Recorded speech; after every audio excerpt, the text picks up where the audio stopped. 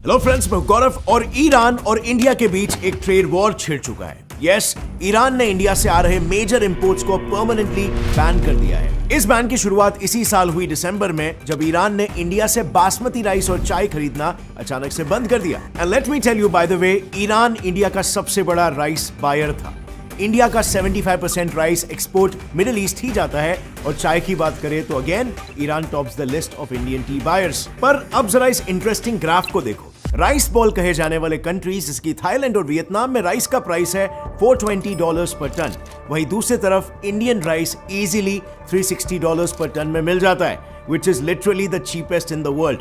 सो अब सवाल यहां पर यह आता है कि ईरान खुद लॉस में जाके क्यों इंडिया पर यह बैन लगाने के लिए तैयार हो गया है? वेल, क्लियरली यहां पर रीजंस जो है वो पॉलिटिकली मोटिवेटेड है। वेल, अगर न्यूज मीडिया की बात करें तो सडन बैन के पीछे ईरान ने ऑफिशियली कोई रीजन नहीं बताया, लेकिन हाई चांसेस है कि ये सिर्फ ईंट का जवाब पत्थर स्ट्रैटेजी है।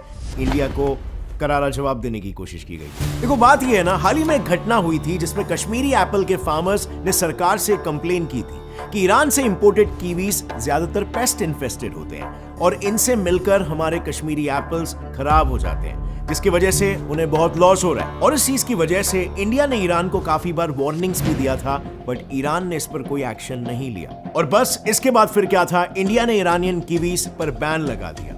और इसी के एग्जैक्ट जवाब में ईरान ने इंडिया का राइस और चाय बैन कर दिया, लेकिन वो भी बहुत स्लाइली। ईरान ने पहले से ही अपने चाय सप्लाई की सेटिंग इंडिया के ही नेबर श्रीलंका से कर ली थी, और फिर इंडिया के ऊपर अचानक से ये चाल खेल लिया।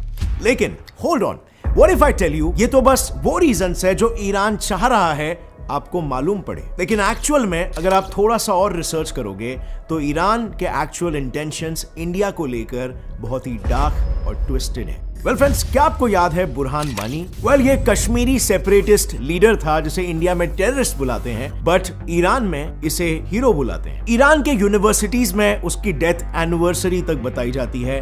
And well, we shouldn't be surprised, क्योंकि ईरान का ऑफिशियल पोजीशन यही रहा है कि कश्मीर तो इंडिया का हिस्सा ही नहीं है। In fact father of Islamic revolution कहे जाने वाले ईरानियन लीडर आयतुल्लाह खोमेनी, इनके खुद के रूट्स ही कश्मीर के थे, इसीलिए वो कश्मीर में काफी फेमस भी है। लेकिन उनका स्टैंड हमेशा से एंटी इंडिया ही रहा है। उन्होंने तो खुल्लम खुल्ला ये तक कहा है कि इंडिया तब तक प्रॉस्पर नहीं करेगा जब तक वो कश्मीर को आजाद न कर दे। And well, it's again no surprise, Ayatollah Khomeini के बड़े बड़े बैनर्स आपको कश्मीर में हर जगह पर लगे हुए दिखेंगे। इनफैक्ट कारगिल, जो हमेशा से स्नो से ढका हुआ होता है, वहां पर भी इनके बिलबोर्ड्स आपको दिख जाएंगे। और अब तो कश्मीर में शिया मिलिटेंट ग्रुप हिजबुल्लाह तक एक्टिव हो गया। But friends, do you know, actually मैं और काफी कम लोग ये जानते होंगे, कश्मीर के शिया मुस्लिम्स हिस्टोरिकली प्रो इंडिया और एंटी सेपरेटिस्ट थे, लेकिन धीरे धीरे करके ऐसे ही ईरानियन एक्सट्रीमिस्ट इन्फ्लुएंस की वजह से कुछ new generation of Shia Muslims इन सेपरेटिस्ट की तरफ इंक्लाइन होने लगे।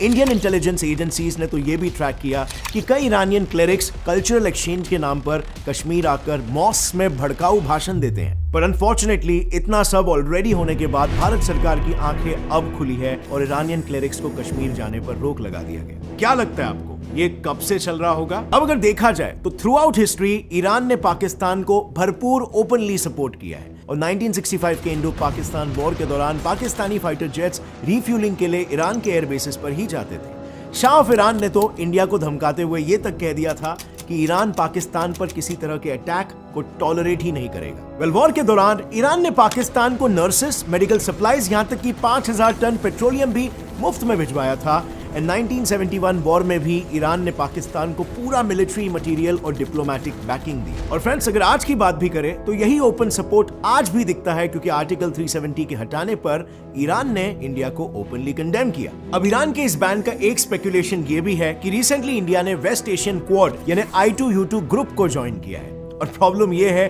कि इस ग्रुपिंग के ये तीनों भी देश जो है वो ईरान के पक्के दुश्मन हैं। अब इन सब के अलावा एक इंटरेस्टिंग रीजन भी है। आप लोगों को पता होगा, अभी हाल ही में श्रीलंका एक मेजर क्राइसिस से गुजर रहा है और ईरान ने इसी बात का फायदा उठाया। वेल, श्रीलंका के ऊपर ऑलरेडी ईरान का $250 मिलियन का डेट है। सो ईरान ने डिमांड किया कि इस डेट की रीपेमेंट श्रीलंका डॉलर्स में नहीं बल्कि टी एक्सपोर्ट्स करके करे। इससे ईरान के दो फायदे हुए। पहला, यूएस ने ईरान पर ऑलरेडी कुछ सैंक्शंस लगा कर रखे थे, लेकिन इस तरीके से ईरान उन पर लगाए सैंक्शंस को स्मार्टली एस्केप कर सकता है। और दूसरा, इंडिया को ठसन दिखाने के लिए टी सप्लाई रिप्लेसमेंट भी तैयार हो गया।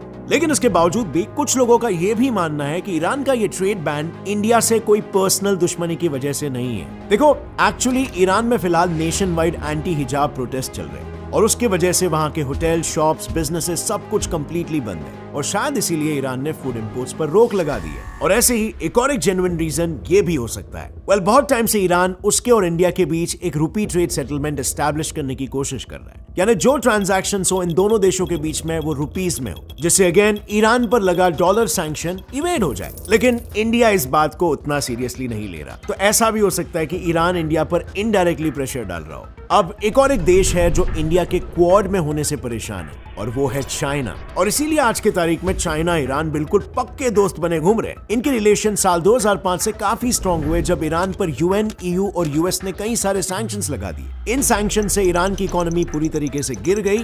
फिर 2015 में ईरान ने P5 कंट्रीज के साथ नेगोशिएट करके अपने ऊपर के कई सारे सैंक्शंस हटवाए, जिसके बाद ईरान की इकोनॉमी धीरे धीरे करके उभर ही रही थी कि डोनाल्ड ट्रंप यूएस में पावर में आ गया। ट्रंप ने आते ही ईरान पर वापस से सैंक्शंस लगा दिए। इन सैंक्शंस के तहत ईरान पर डॉलर्स यूज करने पर बैन लग गया और ईरान से ऑयल परचेस करने पर भी सैंक्शंस इंपोज कर दिए गए। इसके बाद ईरान पूरी तरीके से खत्म होने ही वाला था कि तब चाइना ने उसे संभाल लिया।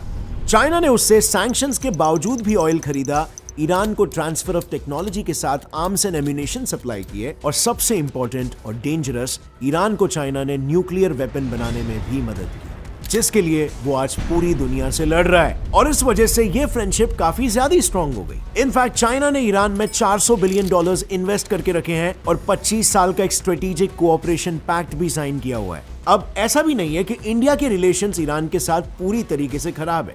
इनफैक्ट 2005 में इंडिया ने IAEA में ईरान के खिलाफ वोट करने के बावजूद भी ईरानियन लीडर ने इंडिया को अपना दोस्त कहा था। लेकिन ईरान ने यह भी कहा था कि वो इंडिया के ऐसे मूव से हर्ट हुए हैं, पर इंडिया के एक एक्शन से उनकी दोस्ती को जज नहीं किया जा सकता। इनफैक्ट इंडिया और ईरान के रिलेशंस में कुछ ऐसे ही पुशेस एंड पुल्स होते रहते हैं। 2005 के बाद आने वाले सालों में ईरान के साथ हमारी दोस्ती थोड़ी बेटर होती गई। इतना कि 2016 में पीएम मोदी ने ईरान विजिट किया और चाबहार पोर्ट एग्रीमेंट साइन किया। इसके अंडर इंडिया को चाबहार पोर्ट ऑलमोस्ट लीज पर मिल गया, जिससे इंडिया को मिडिल ईस्ट में एक स्ट्रेटेजिक लोकेशन और यूरेशिया से कनेक्ट होने का रास्ता भी मिला। बट 2019 आते आते हालात वापस से बिगड़ने लगे, क्योंकि यूएस ने ईरान पर वापस सैंक्शंस लगा दिए। अब इसकी वजह से हमने ईरान से मिल रहा सस्ता ऑयल इंपोर्ट करना बंद कर दिया। अब इस मूव के तुरंत बाद इंडिया ने चाबहार प्रोजेक्ट पर काम करना बहुत स्लो कर दिया। इसी बीच ईरान ने इंडिया को और एक बार बैकस्टैप किया। हुआ ये कि साल 2002 में इंडियन ऑयल कंपनी ONGC को ईरान में ऑयल वेल एक्सपोर्ट करके उसे एक्सट्रैक्ट करने का कॉन्ट्रैक्ट मिला था। इस प्रोजेक्ट के लिए इंडिया ने $400 मिलियन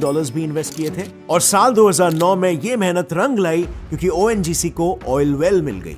ऑयल वेल मिलते ही ईरान ने ONGC से कॉन्ट्रैक्ट कैंसिल कर दिया, और वो भी ये कहते हुए कि इंडियन ऑफर उन्हें अनसैटिस्फैक्टरी लगा। और आज तक इंडियन गवर्नमेंट ये पैसे वसूल करने में लगी हुई है। अब ये धोखा ईरान इंडिया के साथ कर ही चुका था कि फिर आगे ईरान ने इंडिया का चाबहार रेल प्रोजेक्ट भी कैंसिल कर दिया, और ऊपर से कैंसिलेशन का रीजन ये दिया कि इंडिया प्रोजेक्ट में पैसे देने में डिले कर रहा है। सो अब काइंड ऑफ ये सारी बातें एक तरफ ज्यादा इशारा कर रही है कि अब ईरान इंडिया के साथ अच्छे रिलेशंस नहीं चाहता, और इसीलिए वो धीरे धीरे करके एंटी इंडिया स्टेप्स भी ले रहा है। ये एंटी इंडिया स्टैंड इतना बढ़ चुका है कि अब रिसेंटली एक ईरान से चाइना जाने वाली फ्लाइट ने इंडियन एयर स्पेस में आकर उसमें बॉम्ब होने का अलर्ट दिया और दिल्ली एयरपोर्ट पर जबरन लैंड करने की कोशिश की। इसके बाद IF ने उस प्लान को स्क्रैम्बल यानी कि हवा में ही रोक लिया, और इंटरेस्टिंगली पायलट के भी पहले ये इन्फॉर्मेशन लाहौर ATC ने दिल्ली ATC को दे दिया था, जिसके बाद ईरान के सेफ्टी एश्योरेंस पर उस एयरक्राफ्ट को इंडिया से चाइना जाने दिया गया। But friends, mind you over here, India आज के तारीख में एक ऐसे मुकाम पर है, ईरान चाहे जो कुछ भी कर ले, इंपोर्ट बैन से हमें कुछ फर्क नहीं पड़ने वाला। इनफैक्ट ईरान से ज्यादा तो इंडियन राइस एक्सपोर्टर्स ही ईरान को बैन करना चाहते हैं, और उन्होंने ऐसा पहले किया भी है। पिछले साल जब ईरान के पास रुपीस में पे करने के लिए पैसे भी नहीं थे और ईरान ने एक्सपोर्टर्स के $140 मिलियन रोके थे, और तभी कुछ टाइम के लिए इंडियन एक्सपोर्टर्स ने खुद ही ईरान को राइस एक्सपोर्ट करने से कुछ टाइम के लिए बैन कर दिया था। और कुछ ऐसा ही सिमिलर 2012 में भी हुआ था, जब ईरान के पास तब भी पैसे नहीं थे इंडिया को देने के लिए। और इससे काइंड ऑफ समझ में आ जाता है कि इंडियन एक्सपोर्टर्स वैसे भी परेशान है ईरान से डील करने के लिए, और प्लस रशिया यूक्रेन वॉर के बाद इंडिया की राइस की डिमांड वैसे भी बढ़ चुकी है। सऊदी जैसे कंट्रीज इंडिया से हैवी राइस इंपोर्ट कर रहे हैं और इसीलिए आज इंडिया दुनिया का लार्जेस्ट राइस एक्सपोर्टर बन चुका है। और बस इसी साल राइस एक्सपोर्ट करके इंडिया को करीबन $10 बिलियन की अर्निंग हुई है। सो इसमें क्लियर लॉस ईरान का है, हमारा नहीं। लेकिन फिर भी फ्रेंड्स, फर्ज अदा करते हुए इंडियन गवर्नमेंट ने हमारे ईरान में मौजूद एम्बेसी के थ्रू ईरान को इंपोर्ट रोकने का रीजन पूछा, बट इसका आज तक हमें कोई रिप्लाई नहीं मिला उनकी तरफ से। और वैसे भी अब इंडिया को as such middle eastern countries की जरूरत नहीं पड़ने वाली, क्योंकि अब हम ऑयल इंपोर्ट्स ही बंद करने वाले हैं। और ये कैसे होने वाला है, ये जानने के लिए हमारा ये वीडियो जरूर देखना।